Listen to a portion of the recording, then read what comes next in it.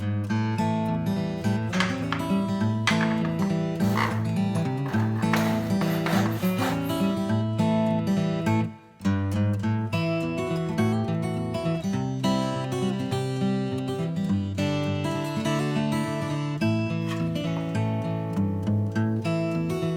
was the other thing you said? Yeah. Uh-oh.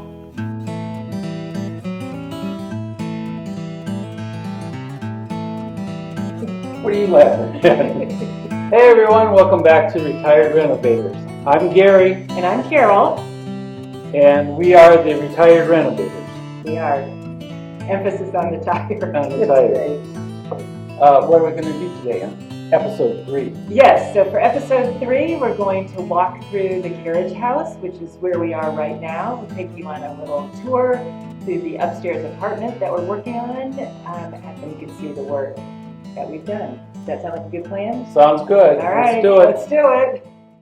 One of the first things we had to do was remove this deck. From a distance, it looks pretty good, and we were actually kind of excited about it when we first saw it. But the more we walked up and down it, we realized it was a hot mess and really needed to be taken down. Also, once we closed up the back of the house and decided that that was not going to be the main entrance into the apartment, it didn't make much sense to keep that deck any longer. All told, it took us about a week to get the deck down and haul it away. It's a lot of work, but we're really glad we did it, and it felt so good when all that got cleaned out. It was quite an accomplishment.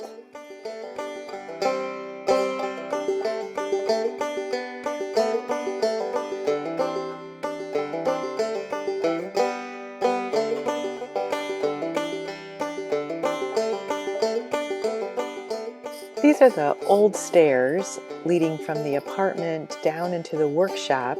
You can see the door at the bottom of the stairs. That is the entrance that we use for the workshop. We didn't want to keep these stairs because we wanted to separate the apartment from the workshop, especially when we have people staying in the apartment. We might not want them to have access to the workshop. In addition, we needed to have as much square footage as we could capture upstairs in the apartment, so that was another reason to take down the stairs. You can see this picture of the stairs, a side view. They look extremely solid, and they are really solid walking up and down the stairs, but they were bizarrely easy to take down, a little frightening when you get right down to it.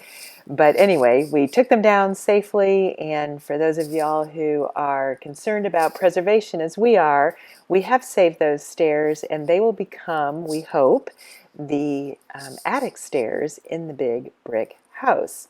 So look where I'm standing now. All right, so I'm standing in the kitchen right now, and my feet are on the area that used to be the stairs that went up from the workshop up into the apartment up here. And so you can see we gained quite a lot of space by closing this off. The stove will be over here, refrigerator, sink area over here. So this area is the kitchen and comes right off of the door from the porch. Since we took down the stairs to the porch in the back of the house, and we took down the stairs inside the carriage house, we had to create new stairs.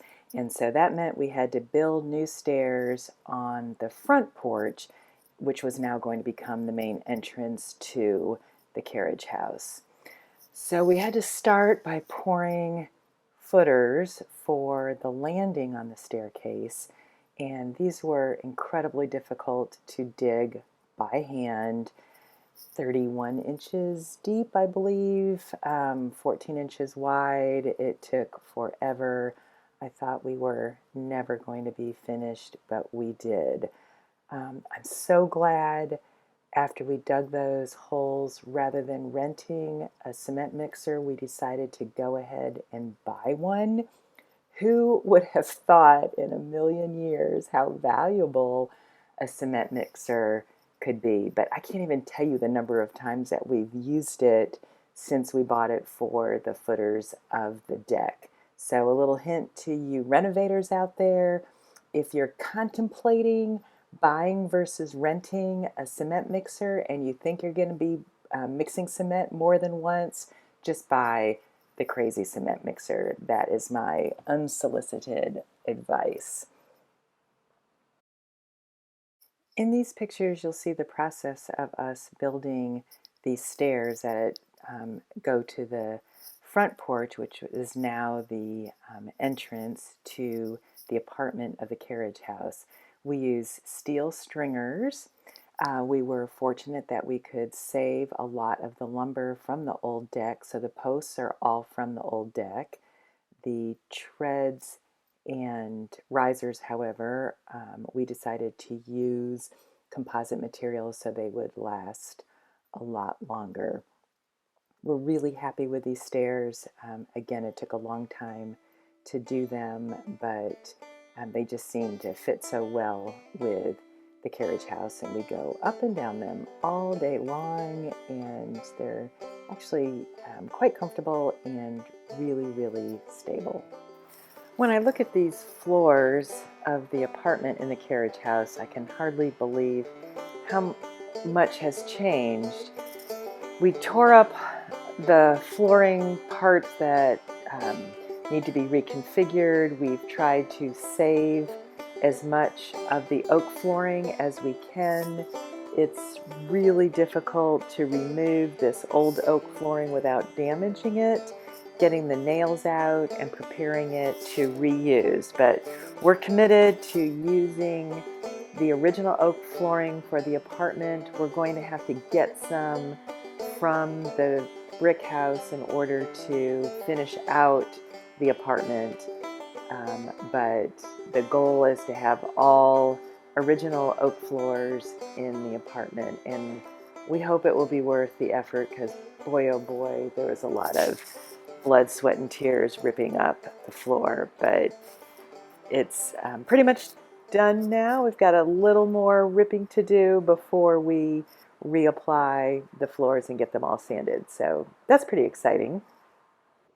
We took down a lot of walls to rearrange how we wanted the apartment to look. And when you take down walls, you have to be assured that you have enough support. And so we, and by we I mean Gary, put up 2 support beams. Here's a close-up of the one that separates where the dining table would be into the kitchen, and then there's a matching one in the bedroom. So I think those are pretty impressive beams.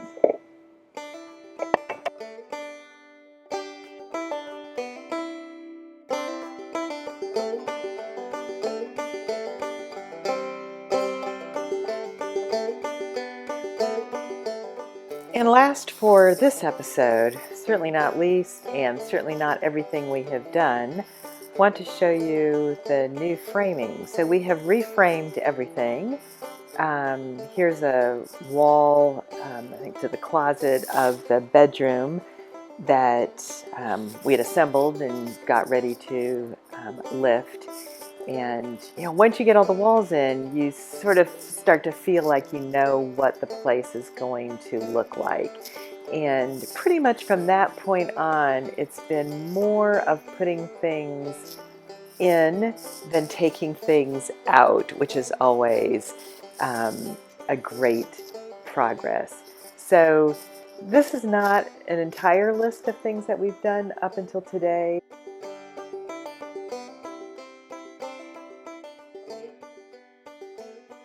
Now I'm standing in our bedroom. I'm standing pretty much exactly where our bed will go.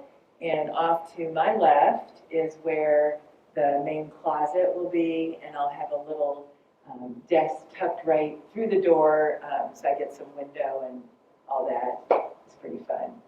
So that's the main bedroom area. And here we are in the great room.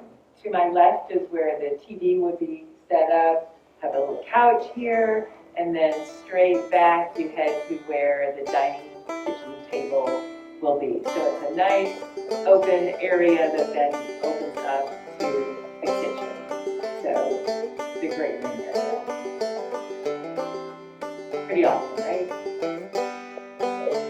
Welcome to our awesome bathroom. This bathroom is pretty spacious for such a small apartment. Right here is where the washer and dryer will go in a little closet-y area in the window. The toilet's over here.